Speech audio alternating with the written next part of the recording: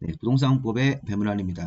자, 우리 기출문제가 우리 그동안 역대 10회차를 좀 중심으로 기출문제를 총 정리하고 있습니다.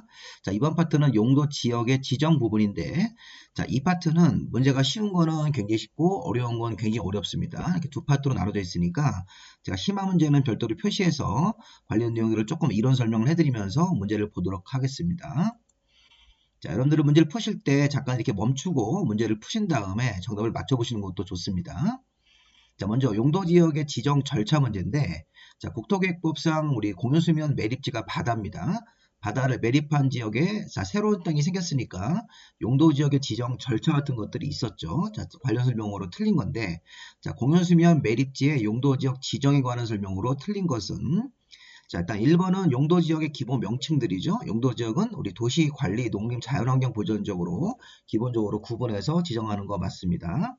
자, 공연수면 매립 목적이 자, 매립구역과 이웃하고 있는 용도지역과 같으면 우리 예전에 이론 정리할 때 공연수면 매립지가 자, 이웃 용도지역하고 내용이 같으면 매립 준공구역은 이웃 용도지역으로 지정된 곳으로 본다죠.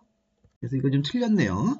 이웃 용도 지역으로 도시관리 계획을 입안 결정을 따로 해서 용도 지역을 정하는 게 아니라 자, 이거는 예외 현상으로 공유수면 매립 목적이 매립 구역하고 이웃하고 있는 용도 지역과 같으면 그럼 매립 준공구역은 이웃 용도 지역으로 지정된 곳으로 본다. 그리고 고시 절차는 별도로 해야 되는 겁니다. 이웃 용도 지역으로 지정된 곳으로 본다기 때문에 2번이 틀렸습니다. 자, 3번. 매립 목적이 이웃하고 있는 용도지역 내용과 다르면 이때는 매립구역의 용도지역을 따로 도시관리계획을 결정을 해서 지정을 해야 된다. 원칙대로. 또 4번 지문처럼 매립구역이 2개 이상 용도지역에 걸쳐 있거나 아니면 5번 지문처럼 매립구역이 2개 이상 용도지역하고 이웃하고 있는 경우 이렇게 2개 이상이라는 표현이 나와도 매립구역이 2개 이상 용도지역에 걸쳐 있거나 매립구역이 2개 이상 용도지역하고 이웃하고 있는 경우도 둘 다 공통적으로 도시관리계획을 결정을 해서 매입구역에다가 용도지역을 따로 정해야 되는 거니까 맞습니다. 3번 질문처럼 매립 목적이 이웃 용도랑 다르거나 또 매립구역이 2개 이상 용도지역에 걸쳐 있거나 이웃하는 경우는 다 원칙대로 매립구역에다가 도시관리계획을 결정을 해서 용도지역을 정해야 되고 자, 매립구역이 2번 지문처럼 이웃 용도지역하고 같으면 그때는 이웃 용도적으로 지정된 것으로 본다고 하셔야 됩니다. 이웃 용도에서 정답을 2번으로 보시면 되겠습니다. 자, 2번 문제는 이런 건 평이한 문제 있죠. 이런 것도 조금 우리가 평이하다고 볼 수 있지만 자, 수업 시간에 우리 강조한 내용으로 우리 이제 용도 지역에서의 건축 제한이라는 문제인데 자, 우리 용도 지역이 지정되면 21가지 용도 지역 지정되고 자, 건물을 신축할 때는 건축 제한 같은 종류 제한, 건폐율 제한 같은 건축 면적 제한, 용적률 제한 같은 연면적 제한이 있었습니다. 자, 그래서 건축 제한 문제인데 이 문제는 자연환경 보전 지역, 제가 수업 시간에 많이 강조한 겁니다. 자연환경 보전 지역에서 할 수 있는 건축물은 단 조례로 규정한 것은 제외한다. 자, 우리 자연환경 보전 지역을 생각해야 돼요. 자연환경 보전 지역에 보시면 표가 있었어요. 표. 건축 제한 별표라는 게 있었고 여기서 우리가 초등학교라든가 단독주택은 그냥 건축할 수 있는 건물이 맞죠.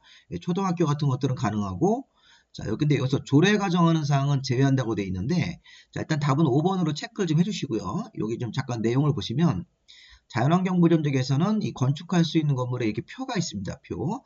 그냥 건축할 수 있는 건물, 단독주택, 농어가주택으로.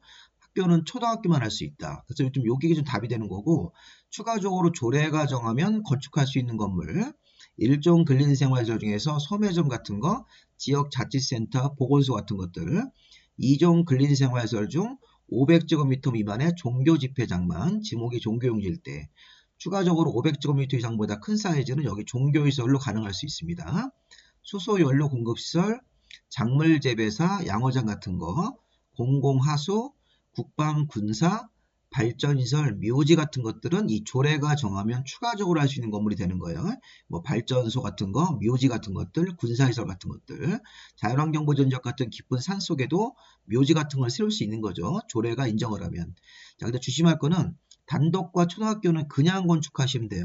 근데 여기 이제 1종 근린생활시설 중에서 소매점, 2종 근린생활시설 중에서 다른 건 안 되고 종교집회장만 면적이 500제곱미터 미만인 것들 추가적으로 사이즈가 큰 거는 종교시설로 가능하고 여기 쓰여 있는 것들은 이런 것들은 조례가 정함을 할 수 있는 건물이다. 자, 문제 다시 한번 보세요. 자, 이 문제의 핵심은 이 자연환경 보존지역에서 할 수 있는 건물을 찾는 건데 이 묘지 같은 것들이라든가 종교시설 같은 경우, 군사시설 같은 경우는 조례가 정함을 할 수 있는 건물이고 초등학교 같은 건물은 그냥 건축할 수 있는 건물입니다. 이때 조례로 규정하는 사항은 제외하고 문제를 풀어라 그랬으니까 답이 초등학교가 되는 겁니다. 군사시설, 종교, 묘지시설도 자연환경에서는 가능한 건물인데 문제에서 조건을 줬습니다. 조례가 정하는 사항은 제외하고 풀라고 그랬기 때문에 이 답이 될 수 없는 겁니다. 그리고 의료시설 같은 경우는 이 표에 아예 없어요. 의료시설은 이렇게 찾아봐도 표에 없기 때문에 아예 건축이 불가능한 건물로 보시면 되겠습니다. 그래서 이게 자연환경 보존역에서는 단독주택 농어가 초등학교는 그냥 건축할 수 있고 일종건생 중에 소매점, 이종건생 중에서 다른 건 안 되고 종교집회장, 추가적으로 종교시설, 수소연료, 작물재배사, 양어장, 양식장, 공공하수, 군사, 발전, 묘지 같은 것들은 자연환경 보존역에서 그냥 건축할 수 있다. 저기 조례가 정하면 할 수 있는 건물이고 그냥 건축할 수 있는 건물은 이 두 개가 있으니까 요거는 시험 문제에서 필수적으로 정리를 좀 해놓으셔야 됩니다. 자, 지금 내용이 좀 많아서 어렵지만 공부하실 때 자꾸 여러 번 보세요. 보시다 보면 눈에 익습니다. 자, 주의할 점은 의료시설 같은 거 들어가시면 안 돼요. 우리 종합병원이라든가 정신병원 같은 의료시설은 들어가면 안 되고 여기 묘지 관련 시설은 되지만 장례시설은 안 되는 겁니다. 그 두 가지 추가적으로 좀 알아두십시오. 여기 장례시설 같은 것들은 금지, 묘지는 되는데 장례시설은 금지입니다. 그리고 의료시설 같은 것도 금지고 주택은 단독주택만 되기 때문에 공동주택은 모두 금지입니다. 자, 수업 시간에 우리 여기 정규 이론 강의할 때 자연환경 보존역에서 아파트 같은 공동주택은 모두 금지, 그다음에 의료시설도 금지, 장례시설 같은 것도 금지니까 그 세 가지 건물들은 따로 좀 정리를 하시고 써있는 건물들은 할 수 있는 건물이 되는 거죠. 자, 일단 요거 2번 같은 경우는 조금 어려울 수 있지만 문제를 푸시는 거로 이건 키마 문제로 볼 수는 없습니다. 이거 기본 문제로 여러분들이 자연환경 보존역에서 나왔던 문제인데 또 나올 수 있으니까 정답을 5번으로 체크하시면 되겠습니다. 자, 3번 문제는 이거 수업 시간 많이 강조한 거죠. 이것도 용도지역에서 건축 제한 문제인데 아파트를 건축할 수 있는 용도지역은 자, 우리 요거는요. 아파트는 총 8개 지역에서 할 수 있습니다. 자, 전용 주거지역 중에서 1종, 주거지역 중에서 1종자를 빼시면 돼요. 1종 전용 주거, 1종 일반 주거를 빼고 나머지 지역들은 다 됩니다. 2종 전용, 2, 3종 일반, 준주거 지역은 이 아파트를 건축할 수 있다고 해석하셔야 돼요. 그 건축 제한 표를 찾아보시면 주거 지역에서는 아파트 가능한 데가 4개. 자, 상업 지역은 중1 근까지 가능하죠. 유통 상업은 안 되고. 자, 공업 지역은 준공업 지역만 됩니다. 그래서 우리 주거 지역 4개, 상업 지역 3개, 공업 지역은 준공업 지역만 되기 때문에 그 8개만 아파트가 되고 나머지 지역들은 다 아파트 건축 불가입니다. 이 건축 제한 표에 근거해서 답이 좀 보시면 아파트가 가능한 지역들은 이 준주거 지역입니다. 일종자 들어가는 데는 다 안 되고 유통상업도 안 되고 일반공업도 안 됩니다. 정답은 4번이고요. 다시 한번 표를 정리해 보시면 이 건축 제한 표를 찾아보면 21가지를 찾아보시면 아파트 가능한 데가 8개입니다. 2종 전용, 2, 3종 일반, 준주거. 상업지역은 중1 근까지만 되고 유통은 안 됩니다. 공업지역은 중공업지역만 되기 때문에 뭐 전용공업이나 일반공업은 아파트 안 되고 뭐 녹지지역, 관리지역, 농림자연은 무조건 아파트가 이 건축제한 표에 근거하면 다 안 되는 지역으로 아파트 가능한 데는 8개. 자, 참고로 단독주택은 건축이 가능한 데가 19개고 불가능한 데가 2군데입니다. 유통상업하고 전용공업지역은 단독주택을 건축할 수 없습니다. 이거 따로 좀 외워두셔야 돼요. 아파트가 가능한 데가 8개, 단독주택은 불가능한 데가 2개입니다. 유통상업 같은 데는 시장이기 때문에 아파트도 안 되고 단독주택도 안 되는 겁니다. 전용공업지역도 종합공단이기 때문에 아파트가 단독주택 같은 것도 안 됩니다. 단독주택은 불가능한 지역들을 2개를 좀 외워두셔야 됩니다. 자, 4번 문제는 건폐율, 자, 용도지역에서 건폐율 문제인데 건폐율 최대 한도가 가장 큰 용도지역, 이건 기본 문제입니다. 자, 주거지역의 건폐율이 555, 6657, 7이니까 준주거지역은 70% 이하, 일반 상업지역은 98, 87에서 우리 상업지역은 중1, 유근에서 9887로 외웠으니까 80% 이하, 근린상업지역은 70% 이하, 전용공업지역도 70% 이하, 3종 일반 주거지역은 50% 이하가 나오기 때문에 가장 큰 용도지역은 일반 상업지역 2번으로 봐야 되겠죠. 이건 기본 문제입니다. 자, 이것도 기본 문제네요. 28회 때 뭐 비교적 최근 문제인데 자, 용도 지역 최대 한도가 낮은 지역부터 높은 지역까지 순서대로 나열된 것은, 자, 이것도 지금 여기 3종 일반 주거 지역의 용적률이 우리 보시면 이게 이제 답이 5번으로 봐야 되는데 3종 일반 주거 지역 같은 경우는 용적률이 이게 이제 300% 이하가 되는 거죠. 자, 일반 공업 지역은 350%, 중공업 지역은 400%, 자, 준주거 지역은 500% 이하이기 때문에 여기 리을, 디귿, 니은, 기역 순서로 용적률을 나열하면 낮은 것부터 높은 순서대로 나열이 된 거죠. 리을, 디귿, 니은, 기역, 여기 300%, 350%, 400%, 500% 이하 이렇게 용적률 기준이 나와 있기 때문에 용적률의 상한만 가지고 보시면 되겠습니다. 정답은 5번 되시겠습니다. 자, 6번 보시면 이것도 완전 쉬운 문제죠. 도시지역에 해당되지 않는 것은, 자, 우리 도시지역은 세분이 되는데 이 계획관리지역은 뭐 당연히 관리지역의 세분 명칭이고 자연녹지, 근린성업, 전용공업, 생산녹지는 도시지역 안에 세분 명칭으로 분류할 수 있고 이 계획관리지역은 관리지역으로 넘어가서 이 보생계 이렇게 관리지역의 세분 명칭이기 때문에 정답은 1번이 되겠습니다. 자, 7번 문제, 용도지역 설명이다. 자, 용도지역 종합 문제입니다. 자, 용도지역에 대해서 이제 이거 저거를 다 물어보는 건데, 이런 형태의 문제. 자, 우리 도시관리 농림 자연으로 우리나라 용도지역이 구분 지정이 돼야 되는데, 이 도시관리 농림 자연으로 용도가 지정되어 있지 아니한 미지정된 지역은 건폐율이나 용적률, 건축 제한 적용할 때 자연환경 보전지역 이 4개 중에서 제일 규제가 센 데가 자연환경이니까 이 자연환경 보전지역 규정을 적용하는 거죠. 맞습니다. 용도지역이 미지정된 토지에서는 이런 건폐율, 용적률 같은 건축 제한을 적용할 때 가장 센 자연환경 보전지역의 규정을 적용한다. 자, 두 번째, 관리지역이 세부 용도로 지정이 안 돼 있는 경우에는, 자, 이건 관리지역이 미세분되어 있네요. 미세분되어 있을 때는 건폐율이나 용적률, 건축 제한 적용할 때는 보전관리지역 규정을 적용하는 거니까 계획관리지역 규정 적용한다. 2번 틀렸네요.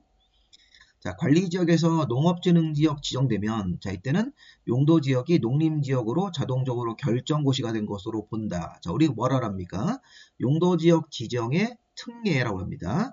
자, 용도지역을 지정할 때는 또는 변경할 때는 도시관리계획을 결정을 해야 되는데, 자, 지금 같은 경우는 도시관리계획 결정이 없더라도, 자, 관리지역이라는 용도지역에 농지법상 농업진흥지역이라는 절대농지가 들어오면 그때는 농림지역으로 결정고시가 된 것으로 본다죠, 본다. 이렇게 본다라는 말 때문에 이게 특례가 되는 겁니다.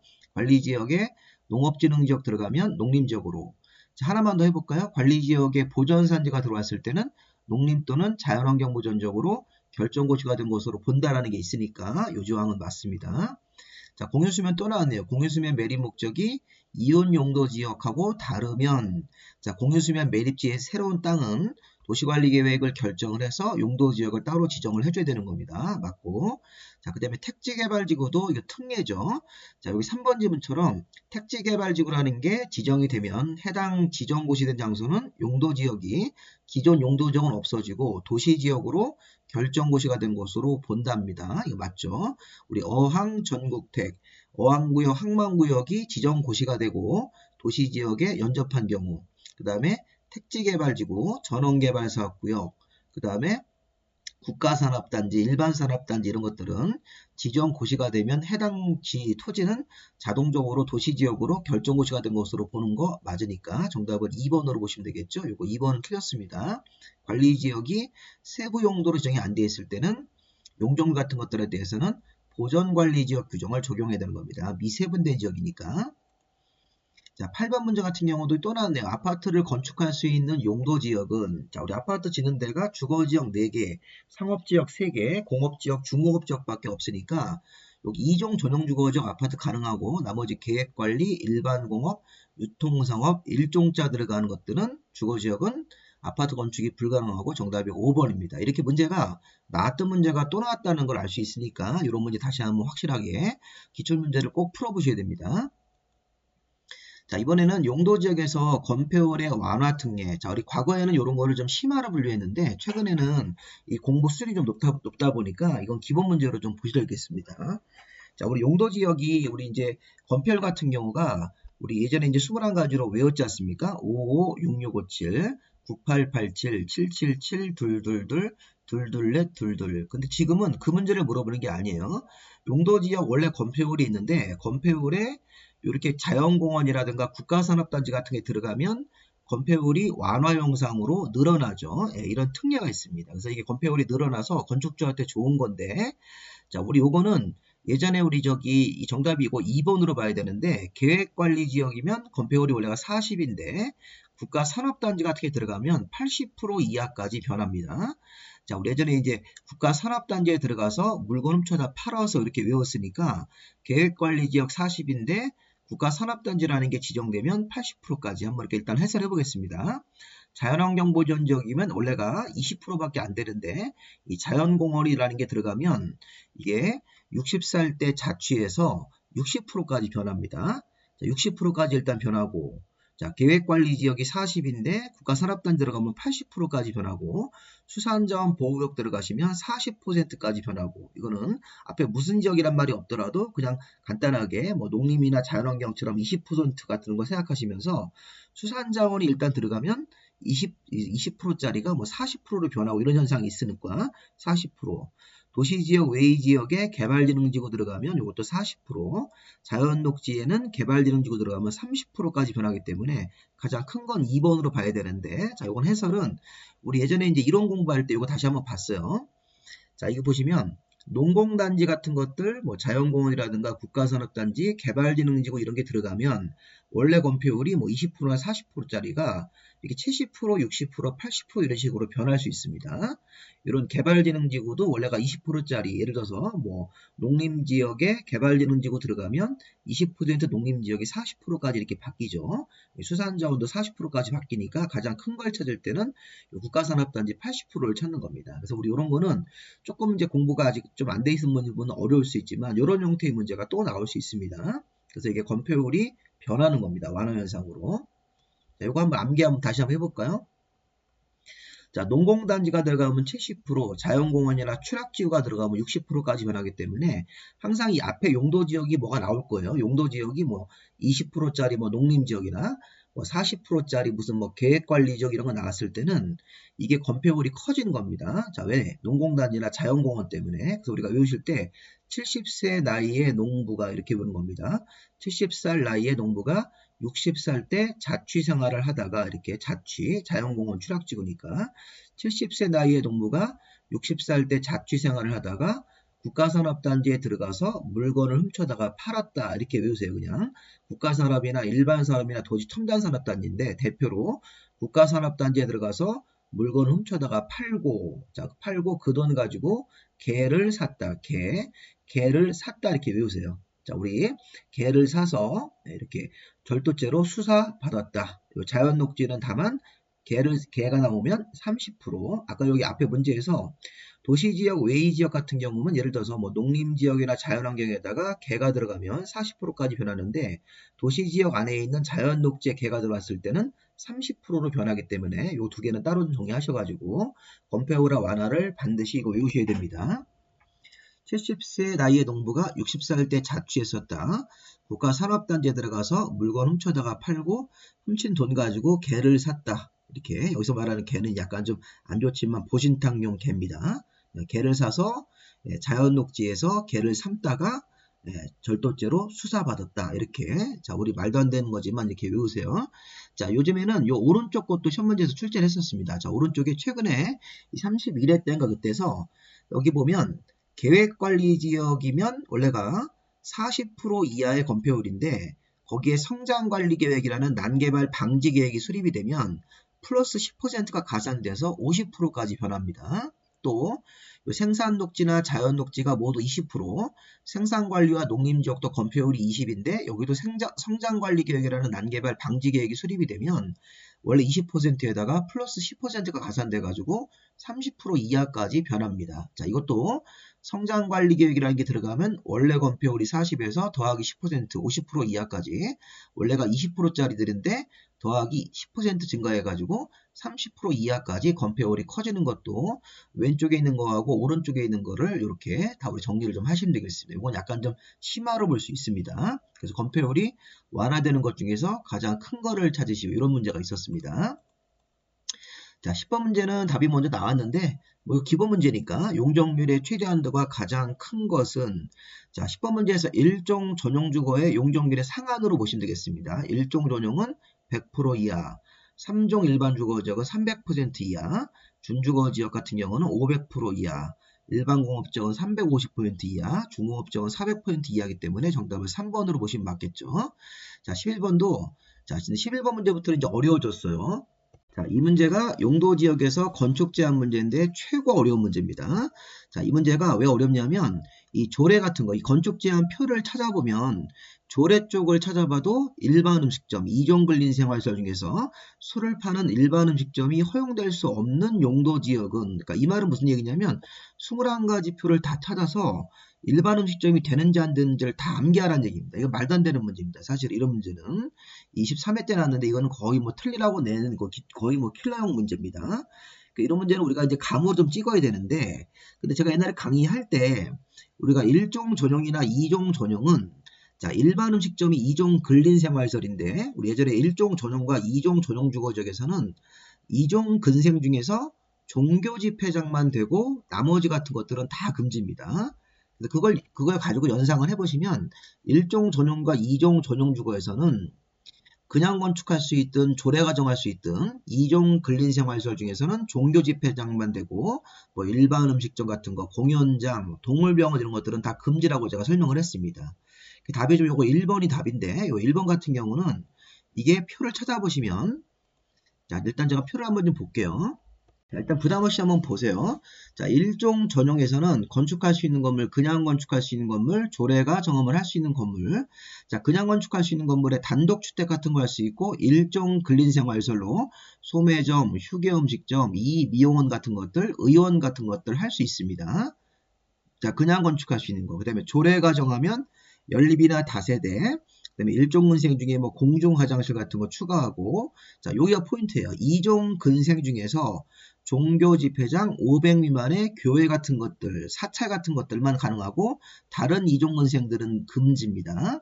자, 요거를 포인트로 잡으셔야 돼요. 2종 근생 중에서 다른 2종 근생 일반 음식점, 공연장, 동물병원 이런 건 다 금지라는 거예요. 종교 집회장 하나만 할 수 있습니다. 네, 1종 전용 주거에서 자, 나머지 뭐 박물관, 기념관, 유치원, 초중고, 노유자시설, 주차장 같은 것들은 조례가 인정을 할 수 있다. 근데 우리가 1종 전용 끝나고 2종 전용으로 넘어가 보시면 1종 전용, 2종 전용이 비슷해요. 비슷한데 이 공동주택 부분이 그냥 건축할 수 있는 건물 올라옵니다. 아까 우리 1종 전용에서는 공동주택 쪽 아파트는 안 되고 연립이나 다세대만 조례가 정함을 할 수 있는 건물인데 근데 이게 이제 2종 전용 주거지역으로 오시면 자, 문제가 자, 2종 전용 주거지역은 이 공동주택 부분이 이렇게 위로 올라갔습니다. 그래서 공동주택을 모두 그냥 건축할 수 있는 것만 보고 나머지는 단독주택이나 1종 근생이니까 아까 1종 전용과 비슷해요. 나머지 여기 2종 근생 중에 종교 집회장만 할 수 있다. 박물관, 기념관, 종교시설로 1천 미만, 유치원, 초중고, 노유자, 주차장은 1종 전용과 거의 비슷하죠. 여기 보시면 박물관, 기념관, 종교시설로 1천 미만, 2종 근생 중에 종교 집회장만 쳐라. 유치원, 초중고, 노유자, 주차장. 그러니까 핵심은 1종 전용과 2종 전용 주거에서는 2종 근린생활시설 중에서 종교 집회장 500 미만의 교회나 사찰 이런 것만 되는 거지 이게 다른 2종 근생들은 금지다. 자, 이런 거를 가지고 문제를 푸시면 2종 전용에서는 일반 음식점이 금지된다는 걸 알 수 있습니다. 이 표에 근거해서. 답이 그래서 1번이 되는 겁니다. 네, 그리고 1종 일반 주거지역은 이게 조례에 근거하면 일반 음식점을 할 수 있는 근거가 있습니다. 자, 1종 일반 주거지역의 별표를 보시면 조례 쪽에 근거해서 건축할 수 있는 건물로 봐야 되고 이 자연녹지 쪽도 조례에 근거하면 일반 음식점을 할 수 있는 근거가 있습니다. 자, 계획관리지역은 일반 음식점이 기본적으로는 이게 국토부령으로 정하는 지역에서만 금지하기 때문에 국토부령으로 정하는 지역이 아니면 일반 음식점을 할 수 있다고 보셔야 돼요. 이 계획관리지역 표를 찾아보시면 이게 국토부령으로 정하는 지역은 금지한다 이렇게 돼 있으니까 금지하는 지역이 아니면 일반 음식점을 할 수 있다고 보셔야 됩니다. 굉장히 어려운 겁니다. 전용공업 지역도 조례가 정함을 할 수 있기 때문에 나머지 항목들은 일반 음식점을 할 수 있어요. 근데 여기 2종 전용주거지역이나 1종 전용주거지역은 술을 파는 일반 음식점을 할 수 있는 근거가 없기 때문에 답을 1번으로 보시고, 자, 이 문제는 어려우시면 그냥 넘어가셔도 돼요. 이런 것들은 뭐 또 나온다고 보기엔 조금 어려웠고, 요건 굉장히 어려운 문제입니다. 표를 다 찾아가지고 하나씩 대조를 해봐야 되기 때문에. 자, 넘어가시고, 자, 요것도 좀 어려운 문제인데, 요거는 16회 때 나오고, 그 뒤로는 어쩌다가 한 번씩 지문 정도만 나왔는데, 자, 이것도 한번 문제를 한번 이해를 한번 해보시죠. 자, 용도지역에서 건축 제한인데 원칙이 아니라 이건 특례 조항입니다. 개별법을 적용하는 특례. 자, 용도지역에서 건축 제한 같은 종류 제한은 아까 좀 전에 봤던 건축 제한 표를 가지고 건물의 종류를 따지는데 경우에 따라서는 개별 법률에 의하는 경우가 있다. 자, 개별 법률에 의하는 경우가 뭔가 봤더니, 자, 예를 들어서 농공단지, 자, 용도지역에 농공단지가 들어가면 산업 입지 및 개발에 관한 법률에 따른다. 자, 법의 이름이 틀렸어요. 산업 직접 활성화 공장 설립 법률이 아니라 산업 입지 및 개발에 관한 법률, 농공단지가 들어가면 산업 입지 개발에 관한 법률에 따라서 건축 제한을 적용한다. 자, 농림지역 쪽 농업진흥지역 들어갔을 때는 농림지역 별표를 보지 말고 농업진흥지역을 정한 근거법인 농지법에 따른다. 요거는 맞습니다. 자, 디귿번은 농림지역 중 보전산지가 들어가면 산지관리법이라고 하셔야 돼요. 일단 법의 이름이 틀렸습니다. 초지법이 아니라 산지관리법. 기역은 산업입지 및 개발에 관한 법률. 그다음에 리을번 자연환경보전지역에 상수원 보호구역이 들어가면 자연환경보전지역의 개별법, 자연환경보전지역에서 별표를 보지 않고 이 상수원 보호구역을 정한 수도법이라는 개별법에 따른다. 이렇게 해야 되는 겁니다. 이거 맞습니다. 자연환경보전지역의 지정문화재나 천연기념물 보호구역은 둘 다 문화재 보호법이기 때문에 비읍법은 맞는데 미은은 틀렸습니다. 미은은. 그래서 이거 지금 니은, 리을, 비읍 이 세 가지가 옳게 된 것으로 옳게 묶인 거니까 정답을 지금 4번으로 보시면 돼요. 자, 이건 제가 다시 한번 해설해 보겠습니다. 자, 우리 건축 제한이 예외가 있다. 개별법을 별도로 적용하는 적이 있다는 겁니다. 원래 건축 제한은 용도지역에서, 이게 아까 우리 용도지역에서 건축 제한은 건축 제한 별표라는 게 있었는데 그 별표에 따라서 정하는 건물을 짓는 건데 별도로 개별법을 적용하는 적도 있습니다. 자, 예를 들어서 용도지역에 농공단지라는 게 들어가면 농촌지역에다 조그맣게 공단 세우는 농공단지가 들어가면 근거법이 산업입지 개발에 관한 법률에 따라서 건축 제한을 처리한다. 자, 농림지역에서 농업진흥지역, 보전산지, 초지가 들어가면 농지법, 산지관리법, 초지법이 정하는 바에 따른다. 이렇게 해야 됩니다. 농림지역에서 농업진흥지역, 농림지역에서 보전산지, 농림지역에서 초지가 들어가면 건축 제한을 처리할 때 농림지역 별표를 보지 않고 개별법이 정하는 바에 따른다. 자, 이렇게 하시는 거고, 또 이거 자연환경보전지역에 공원구역이 들어가면 자연공업법, 자연환경보전지역에 상수원 보호구역이 들어가면 수도법, 자연환경보전지역에 지정문화재나 천연기념물 보호구역 들어가면 둘 다 문화재보호법, 자연환경보전지역에 해양보호구역 들어가면 해양생태계 보전관리법, 자연환경보전지역에 수산자원 보호구역이 들어가면 수산자원관리법인데, 자, 이거 되게 외우기 어렵죠. 법의 이름이 뭐 저야 맨날 하니까 외워지는데 강사들은 이걸 다 외웁니다. 근데 여러분들은 공부하기 어려우니까 개별법에 따른다. 일단 어려우시면 요 세 개까지만 보세요. 자연환경보전지역의 공원구역, 자연환경보전지역의 상수원 보호구역, 자연환경보전지역의 지정문화재나 천연기념물 보호구역 들어가면 문화재보호법, 수도법, 자연공원법에 따른다. 그래서 요거 아까 앞에서 농공단지가 들어가면 산업입지 개발에 관한 법률, 농림지역에 농업진흥지역 들어가면 농지법, 자, 그 다음에 농림지역에 보전산지가 들어가면 이때 산지라는 말을 따서 산지관리법, 자, 자연환경보전지역에 상수원 보호구역 들어가면 수도법, 자연환경보전지역에 지정문화재나 자연환경보전지역에 천연기념물 보호구역 들어가면 둘 다 문화재보호법이니까 맞는 거는 요 두 번째, 네 번째, 여섯 번째 항목입니다. 이렇게 해서 정답을 4번으로 체크하시면 되겠습니다. 이 문제도 어려운 문제인데 한 번 정도 가볍게 한번 보십시오. 그래서 이렇게 여기 1번 같은 경우는 앞에 무슨 지역이란 말이 없어도 돼요. 그냥 용도지역에 농공단지가 들어가면 산업입지법 이렇게. 자, 농림지역에서 출발해가지고 농업진흥지역, 보전산지, 초지가 들어가면 각각 개별법, 자연환경보전지역에 공원구역 들어가면 자연공원법, 자연환경 보전 지역에 상수원 보호구역 들어가면 수도법입니다. 상수원 보호법이 아닙니다. 수도법, 자연환경 보전 지역에 지정문화재나 천연기념물 보호구역 들어가면 둘 다 문화재 보호법이다. 공부하다가 쓰러질 것 같습니다. 이런 거 외우다 보면. 자, 우리 공법은 조금 어렵습니다. 이런 부분들. 자, 다음 문제. 13번 문제도 조금 어려운 문제입니다. 자, 이 문제도 30회 때 좀 당황스러운 문제입니다. 우리가 3종 일반 주거지역은 그 건축 제한 표를 잘 안 봐요. 그러니까 3종 일반 주거지역도 건축할 수 있는 건물 표가 있는데 이 조례가 정하는 바까지 고려해서 조례까지 포함해가지고 건축할 수 있는 건물을 찾는 겁니다. 그냥 건축할 수 있는 건물, 뭐 조례가 정할 수 있는 건물 해가지고 그냥 건축할 수 있는 건물이든 조례 쪽으로 할 수 있는 건물을 찾는 건데, 자, 우리가 이런 거는 표를 안 받더라도 주거지역, 3종 일반 주거지역도 아파트라든가 무슨 뭐 이런 주택 같은 게 있는 주거지역이니까 단란주점은 금지로 보셔야 돼요. 단란주점 같은 술집은 이 주택가랑 안 맞으니까. 격리병원도, 이 격리병원이면 우리 전염병 같은 환자들이 계시니까 이 주거지역하고 맞을 수가 없습니다. 자, 관람장도 시끄럽습니다. 근데 액화가스 취급소라는 게 이게 LPG 충전소 같은 거예요. 액화가스 충전소면 자동차 우리 LPG 가스차 타시는 분들 계시니까 주거지역에서 나와가지고 주유 같은 거 할 수 있게 이런 거는 또 허용을 해줍니다. 그리고 업무시설 같은 경우는 3,000제곱미터 미만까지 되기 때문에 이 5번이 안 돼, 5번은 안 되고 정답은 4번이 건축할 수 있는 건물로 보셔야 되겠습니다. 여기 지금 보시면 3종 일반 주거에서 할 수 있는 건물, 단독주택 할 수 있고, 아파트 같은 공동주택도 할 수 있고, 일종 근린생활서 같은 소매점 같은 것도 할 수 있습니다. 자, 종교 활동하려고 종교시설도 할 수 있고, 그 다음에 유치원 초중고도 학교할 수 있고, 노유자 1천 미만.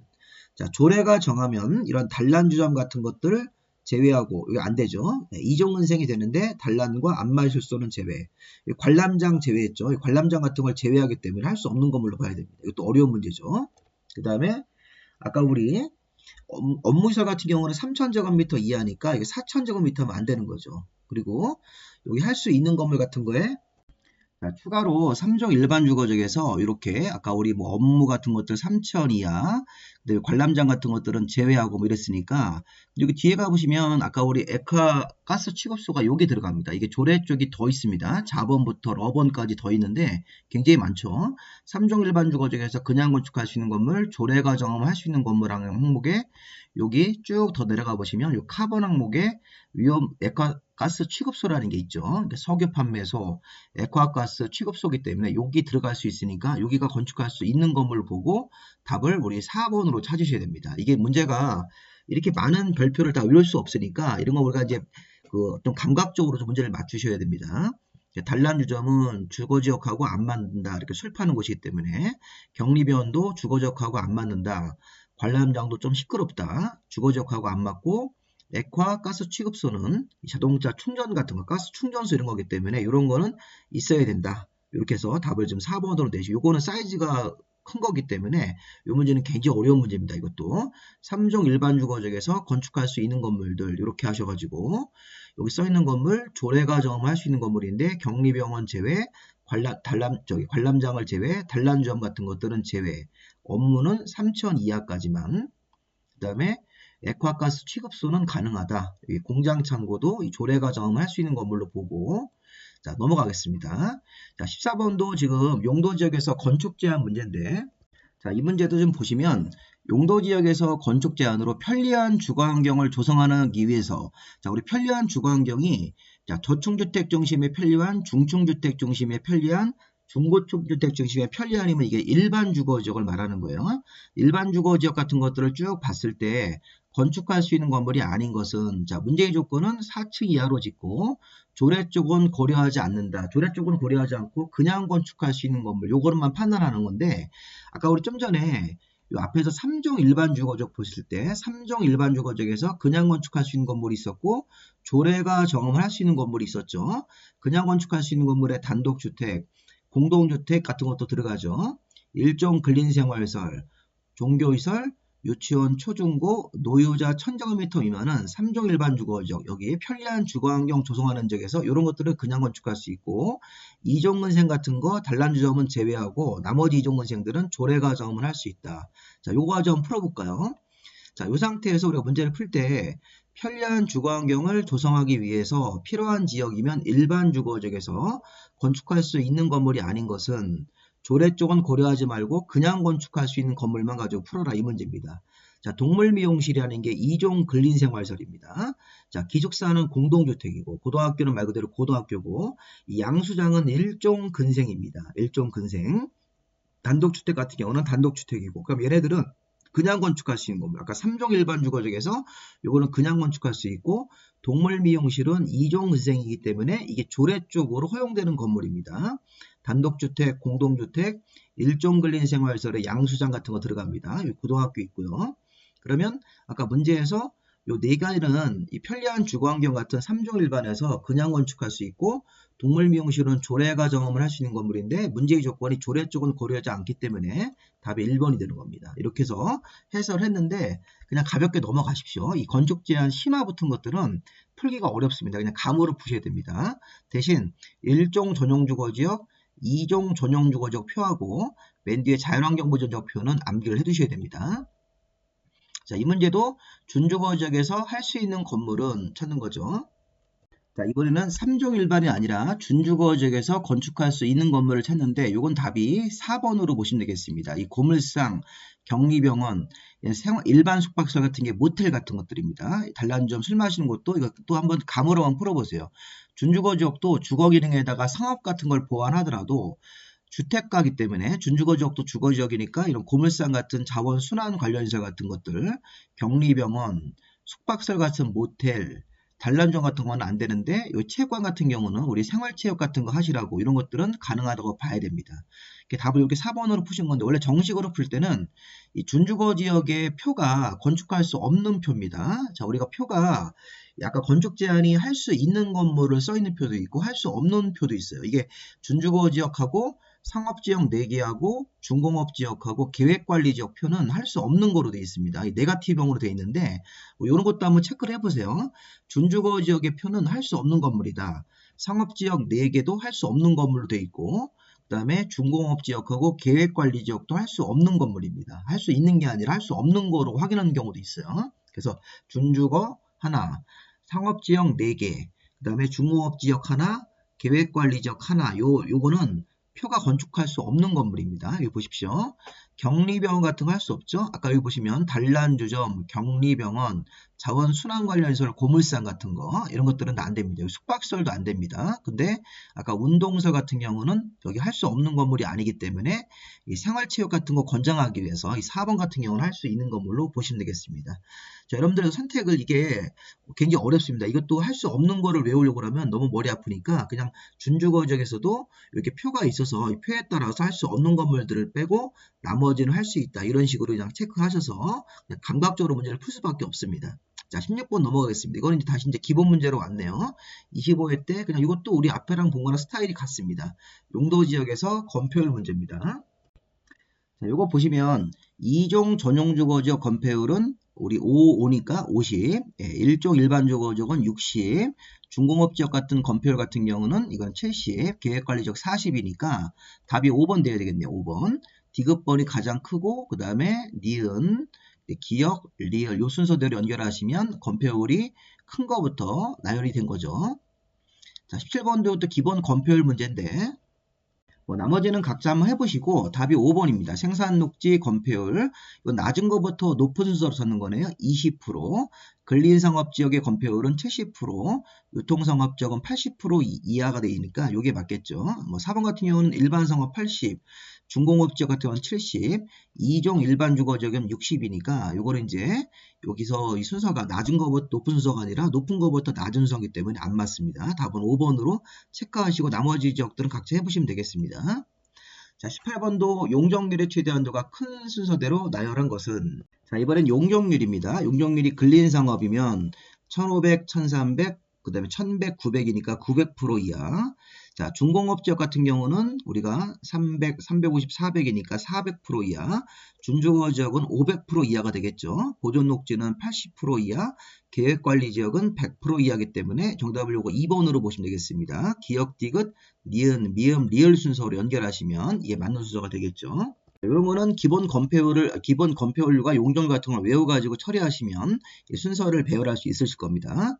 자, 19번 같은 경우 장면도 문제인데 이것도 그냥 용적률 기본 문제로 보시면 돼요. 자, 근데 특이한 점은 뭐냐면 이 용적률의 최대한도를 물어보는데 이 계획관리지역 그러면 우리 100% 이하, 농림지역이면 80% 이하인데 여기가 뭐냐면 이 계획관리지역이나 농림지역은 세분명칭으로 구분해가지고 21가지 용적률을 외웠는데 우리 저기 이 주거지역이라는 게 뭐냐면 법률적 기준입니다. 대통령령으로 세분하기 전에 주거지역 전체를 묶어서 우리가 자, 주거지역은 원래가 100, 150, 200, 250, 300, 500 아닙니까? 그럼 가장 큰 데가 500%예요. 그 500%를 전체 주거지역이라고 이렇게 통합해서 500% 이하라고 기준을 정할 수도 있습니다. 이게 법률 쪽에 있는 이게 그 용적률 기준입니다. 그래서 우리가 그냥 주거지역, 그냥 상업지역, 그냥 공업지역이라고 용적률을 물어보거나 건폐율을 물어보면 우리 외웠던 것 중에 가장 큰 거를 얘기하시면 돼요. 그래서 우리가 그냥 주거지역의 용적률이면 세분이 안 돼 있으니까 100, 150, 200, 250, 300, 500 중에 가장 큰 데로 찾아가지고 500, 요건 세분이 되어 있으니까 100이라고 하시면 되겠고 농림지역도 80% 이하이기 때문에 요거 정답이 3번 되십니다. 500, 100, 80. 이 문제 포인트는 뭐냐면 세분 명칭으로 용적률을 물어볼 수도 있고 세분하지 않고 그냥 주거지역 전체가 얼마 이하로 정해져 있는 거냐 이렇게 500% 이하 범위 안에서 100, 150, 200, 250, 300, 500으로 구분되는 거니까 그냥 주거지역이면 500, 그냥 상업지역이면 1500, 그냥 공업지역이면 400, 그냥 녹지지역이면 100 이런 식으로 주거지역을 세분하지 않은 상태에서도 용적률 기준이 있으니까 이런 거 참고로 한번 보시기 바랍니다. 정답은 3번. 자, 20번 문제는 용도지역의 종합문제로서 한번 좀 풀어보겠습니다. 저층주택 중심의 편리한 주거환경이면 자 이게 저층, 중층, 중고층이고 편리한이면 일반 주거이기 때문에 일종 일반 주거지역으로 정해야 되는데 이종 전용 그런 말이 안 되는 겁니다. 자, 환경을 저해하지 않는 공업 배치면 일반 공업이죠. 중공업 지역은 경공업에다가 주거나 상업 업무를 보완하는 지역이니까 안 맞고 환경을 저해하지 않는 공업 배치는 이게 일반 공업 지역입니다. 자, 공유수면 매립구역이 2개 이상 용도 지역에 걸쳐 있다. 그러면 가장 큰 용도 지역 지정된 곳으로 보는 게 아니라 이 공유수면 매립지가 2개 이상 용도 지역에 걸쳐 있을 때는 매립지에다가 도시관리계획 결정을 해서 용도 지역을 지정을 원칙대로 해줘야 되는 거지 가장 큰 용도 지역과 같은 용도 지역으로 된 것으로 보는 게 아닙니다. 자, 도시지역이 세분이 안 돼 있네요. 도시지역에서 세부 용도지역으로 정이 안 돼 있으니까 미세분일 때는 이 건폐율이나 용적률 같은 것들에 대해서 보존 녹지를 적용하는 거죠.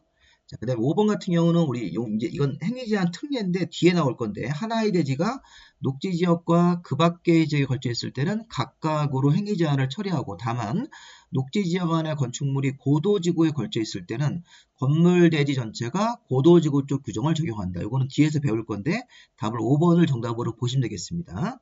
건축물이 고도지구에 조금이라도 걸려 있으면 건축물 대지 전체가 고도지구 규정을 받는다. 요거는 맞습니다. 이거는 뒤에 가서 배울 거니까 일단 참고로 보시고 나머지 분들은 해석을 해보셔야 돼요.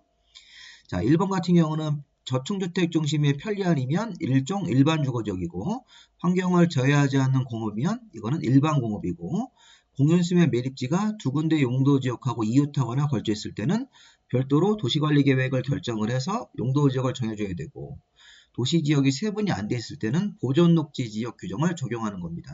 자, 이건 5번 질문은 정답으로 보시면 되겠고 자, 마지막 26회 때 21회 문제인데 자, 용도지역 설명에다 틀린 것은 자, 도시지역이 축소가 되면 자, 이 문제도 심한 문제로 분류합니다. 자, 이 문제도 용도지역 종합 문제로 보셔야 되고 자, 어렵습니다. 자, 이게 1번은 이게 경미한 변경이기 때문에 자, 용도지역 같은 걸 지정 변경하는데 도시지역이 축소된다. 우리 예전에 5% 미만의 변경, 근소한 위치 변경, 도시지역 축소면 경미한 변경이기 때문에 기초조사 생략도 할 수 있고 입안할 때 그다음에 주민과 지방의 의견 청취도 생략할 수 있는 규정으로 봐야 됩니다. 자, 이거 맞는 지문입니다. 도시지역 축소면 경미한 변경이니까 주민 의견, 지방의 의견 같은 것들을 도시관리계획 입안하는 과정에서 생략할 수 있습니다. 자, 2번은 아까 우리 좀 전에 한 건데 택지개발지구가 지정고시가 되면 해당 땅의 용도지역은 도시지역으로 결정고시로 봅니다. 택지개발 사업이 정상적으로 완료가 되면 그 지역은 계속 도시지역으로 유지가 되어야 되는 거예요. 이전 용도지역으로 환원된 곳으로 보지 않습니다. 2번 틀렸습니다. 택지개발지구가 지정되면 거기는 도시지역 결정고시로 본다. 그 택지개발 사업이 정상적으로 완료가 돼서 이게 택지개발지구가 이제 해제가 됐으니까 사업이 완료가 되면 거기 이제 아파트 지을 땅이 다 개발돼 있으므로 계속 도시지역으로 남아 있는 거예요.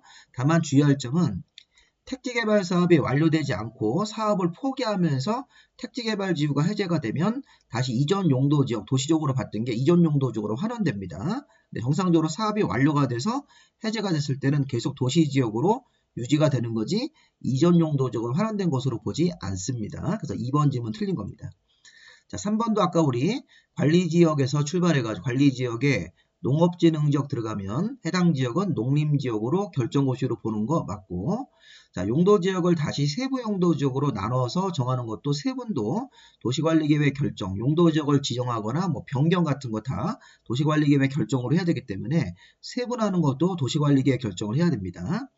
자, 도시지역이 세부 용도지역으로 정이 안 돼 있을 때는 건폐율이나 용적률 적용할 때 보존독지 쪽을 적용한다. 맞죠? 정답을 2번으로 보시면 되겠습니다. 자, 우리 용도지역 문제는 결국에는 여러분들이 쉬운 문제는 굉장히 쉬워요. 뭐 건폐율 묻는 거 이런 것들. 조금 이제 난이도 있는 문제 같은 경우는 완전 어렵습니다. 이게 용도지역 문제가 아니라 극과 극입니다. 쉬운 문제하고 어려운 문제가 있는데 특히 그 건축 제한의 뭐 준주거 지역에서 할 수 있는 건물 3종 일반에서 할 수 있는 거 뭐 이런 건 좀 어려우니까 그런 것들을 참고로 좀 감으로 좀 문제를 푸실 필요가 있겠습니다. 자, 여기까지 수업 문제 정도 풀어봤으니까 용도적 문제 한번 다시 한번 보시기 바랍니다. 여기까지 마무리하고 다음 강의는 용도 지구입니다. 수고하셨습니다.